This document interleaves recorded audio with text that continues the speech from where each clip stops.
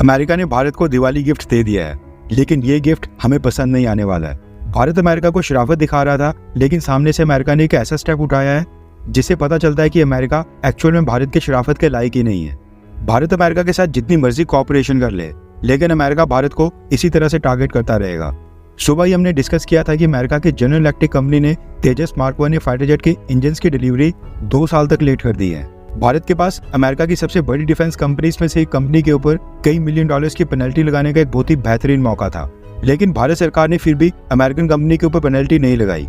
मगर अमेरिका को एक मौका मिला भारत की कंपनीज के ऊपर सैंक्शंस लगाने का, लेकिन अमेरिका ने 2 सेकंड का भी टाइम नहीं लिया और भारत के ऊपर सैंक्शंस अनाउंस कर दिए हैं। दरअसल अमेरिका के US department of the treasury ने दुनिया के 17 देशों की एक लिस्ट जारी की है। ये जो 17 देश हैं,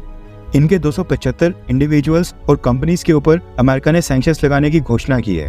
अब जो ये 17 देश हैं, इनके ऊपर अमेरिका ने आरोप लगाएंगी इनकी कंपनीज ने रशिया को ऐसी advance technology, sensitive dual use वाले गुड्स और इक्विपमेंट ट्रांसफर किए हैं जिनसे रशिया को यूक्रेन के साथ युद्ध में मदद मिल रही है, और रशिया इस वॉर को इन्हीं की वजह से लंबा खींच रहा है। डुअल यूज आइटम्स वो आइटम्स होती हैं जिनके इंडस्ट्रियल यूज के साथ साथ डिफेंस वेपन्स मैन्युफैक्चरिंग में भी इस्तेमाल किया जाता है। अमेरिका ने जिन 17 देशों की लिस्ट जारी की है, उनमें चाइना, टर्की, रशिया, थाईलैंड और स्विट्जरलैंड के साथ साथ भारत का भी नाम शामिल है।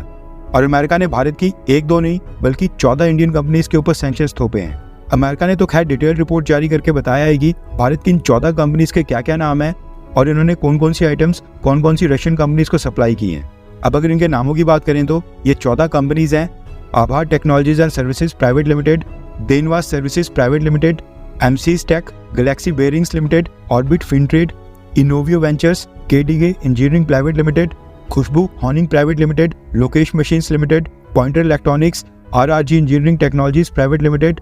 शार्पलाइन Automation Private Limited, Shaurya Aeronautics Private Limited, Shreeji Impex Private Limited. ये वो 14 कंपनीज हैं जिनके ऊपर अमेरिका ने सैंक्शंस थोपे हैं। अमेरिका के US department of the treasury का कहना है कि भारत की इन 14 कंपनीज ने जो high priority dual use items और इक्विपमेंट रशिया को सप्लाई किए हैं, उनमें इलेक्ट्रॉनिक कंपोनेंट से लेकर छोटे ड्रोन्स, कई अलग तरह की मशीन्स, टूल्स, रडार ऑपरेटर्स,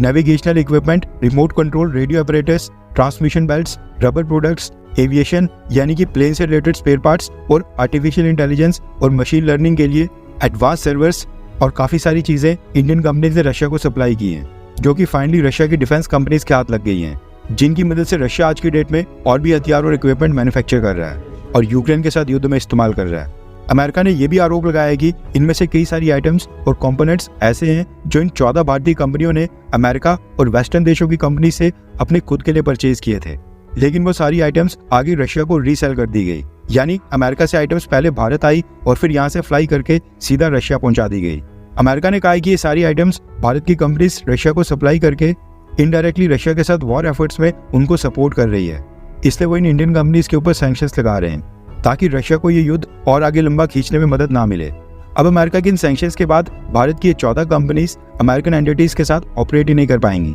ना ही अमेरिकन कंपनीज के साथ डील साइन कर पाएंगी। इसके साथ ही अमेरिका को जो भी देश सपोर्ट करते हैं, जैसे कि कनाडा, जापान और ब्रिटेन,